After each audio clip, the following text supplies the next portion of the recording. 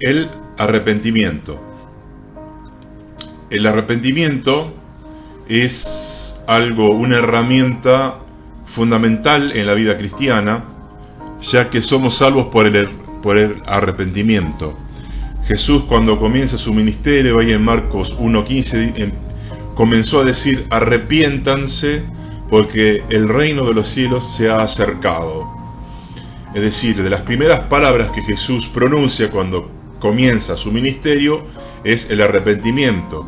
En la primera predicación de Pedro, cuando desciende el Espíritu Santo, cuando los judíos escuchan la predicación de Pedro y dicen: ¿qué debemos hacer? Dicen: arrepiéntanse. Arrepentimiento, del griego metanoia, significa cambio de mente. Cambio, porque debe haber un antes y un después del arrepentimiento. ¿Y por qué es cambio de mente? Porque todo comienza con la mente. Uno es lo que piensa, uno es lo que cree.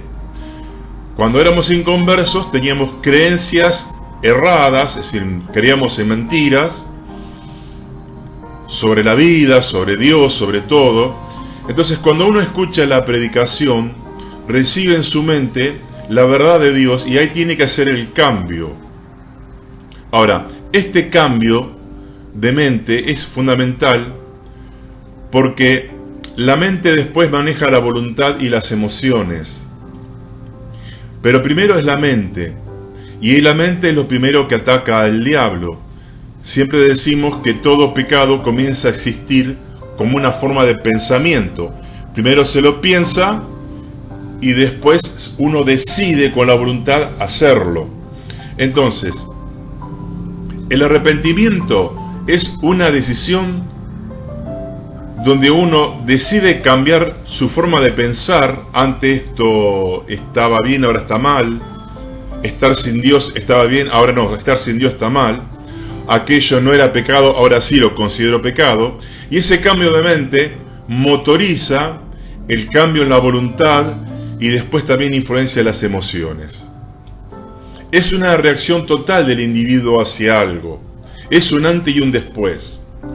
Se dice que arrepentirse es uno de los mandamientos más difíciles de obedecer.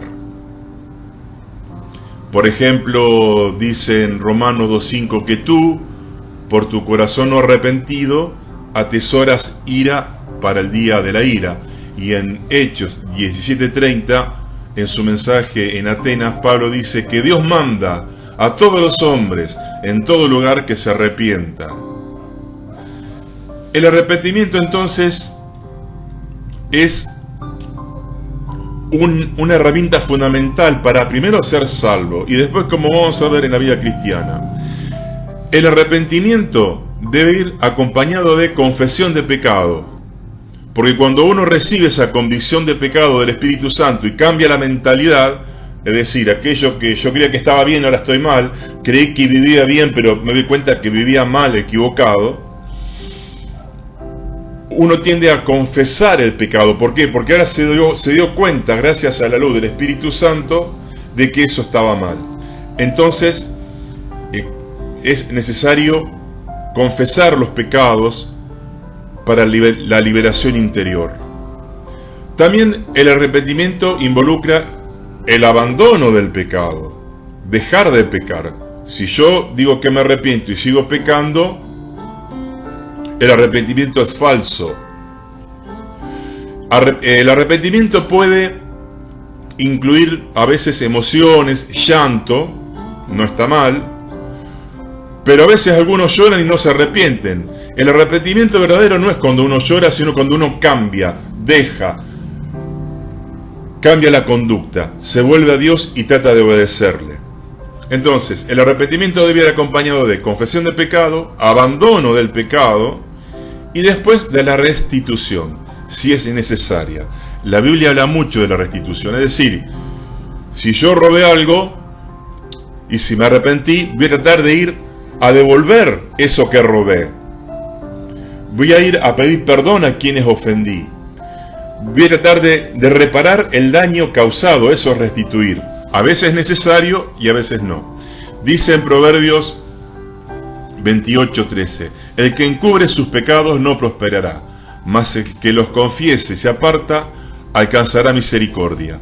Y Jesús dice en Mateo 3:8, hagan pues frutos dignos de arrepentimiento. Bueno, esto lo dice Juan el Bautista. No tiene sentido decir, estuve mal, lo que hice, lo que dije, y lo vuelvo a hacer, y lo vuelvo a hacer. No. Demuestren su verdadero arrepentimiento por el cambio exterior en las conductas. Por eso los frutos visibles, prácticos del arrepentimiento. Y hay palabras afines al arrepentimiento, que tienen que ver más profundamente a qué significa arrepentirse. Por ejemplo, Colosenses 3:8 dice, pero ahora también dejen también estas cosas, la ira, la blasfemia, etc. Es decir, dejar es soltar, abandonar, desistir. Otra expresión afín al arrepentimiento es echar. En algunos lugares de Centroamérica dicen botar, echar, largar. Dice Ezequiel 18:31, echen de ustedes todas sus transgresiones. Es arrojar, despedir, tirar. Porque yo tengo todos esos elementos malos, pecaminosos, que ya no los quiero más. También desechar. En 1 Pedro 2 dice,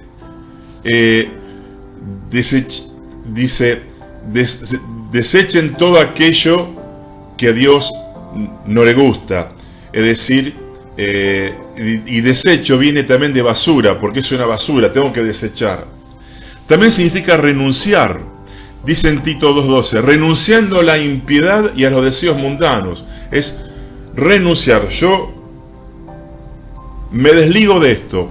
Corto con todo compromiso pecaminoso, con toda conducta impropia. Abandono todo. Y otra palabra afín es apartarse. Dice en 2 Timoteo 2, apártese de iniquidad todo aquel que invoca el nombre de Cristo. Es alejarse, aislarse. Hay personas que, por ejemplo, iban a tales lugares a drogarse, a fornicar. Bueno, yo tengo que apartarme de esos lugares que me llevan normalmente al pecado. Entonces, el arrepentimiento es una decisión drástica, una determinación firme de la voluntad de decir, quiero cambiar, no quiero más esto. Ahora, el arrepentimiento en la vida cristiana. Sabemos que somos salvos por arrepentimiento. El primer paso para arrepentirse, bueno, para ser salvo es arrepentirse y creer en Cristo. Pero con el tiempo, los cristianos necesitamos el arrepentimiento por dos razones. Primero, porque seguimos pecando.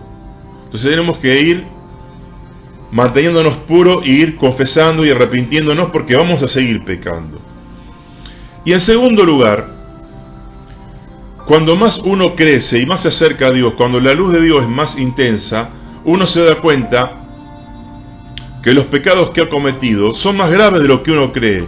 Entonces el arrepentimiento se profundiza. Uno ya eso que hizo o dijo lo ve más grave de lo que es. Entonces el arrepentimiento se profundiza. Ahora, en la práctica, ¿cuáles son las señales de un verdadero arrepentimiento? Primero vamos a ver en lo interior y después en lo exterior. En lo interior, depuse toda actitud de soberbia y autosuficiencia. Porque la soberbia y el orgullo es un poco el factor común, el denominador común de todos nuestros pecados y nuestras actitudes cuando estamos sin Dios. Decidí no vivir más a espaldas de Dios ignorándole. Renuncié al egoísmo y al individualismo, a la vida independiente, a la autosuficiencia. Determiné dejar todo aquello que le desagrada a Dios. Deseché toda forma de pensar contraria a su voluntad. Abandoné toda conducta de manera de vivir impropia. Y si uno se arrepiente, ¿qué frutos tiene? Ahora la parte exterior del arrepentimiento. Mejoré notablemente el trato con mis familiares más cercanos, sean esposa, esposo, hijos, padre, la suegra, la nuera, el cuñado. Es decir, si uno se convirtió, tiene un trato diferente. Yo ya no me peleo como antes, ya no soy tan egoísta, ya no soy tan peleador. doy la otra mejilla. He tratado de restablecer las relaciones con quienes me había peleado. Uno busca la paz. Bueno, si el otro no la quiere, no interesa.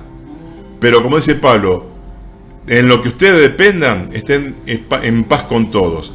Abandoné el rencor, perdonando a quienes me ofendieron. El rencor es uno de los pecados más comunes entre los hijos de Dios, a pesar de que la Biblia y el Señor habla tan fuerte y tan claramente del mandamiento de perdonar.